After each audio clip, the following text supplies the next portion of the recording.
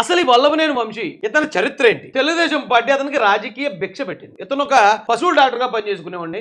కుర్రాడు కొంచెం ఏదైనా అవకాశం ఇస్తే బాగా పనిచేసుకునేలాగా ఉన్నాడు. అలాంటి వ్యక్తి యంగ్స్టర్స్ కి ఖచ్చితంగా అవకాశాలు ఇవ్వాలని కోరుకుంటాడు చంద్రబాబు నాయుడు గారు. ఆ క్రమంలోనే మనోని పిలిచి ఎమ్మెల్యే సీట్ ఇచ్చారండి తెలుగుదేశం పార్టి. అది నారా చంద్రబాబు నాయుడు గారు. నారా చంద్రబాబు నాయుడు గారి ఆశీస్సులతో 2019లో సైకిల్ గుర్తుపై పోటీ చేసి ఎమ్మెల్యే అయిన వ్యక్తి అండి.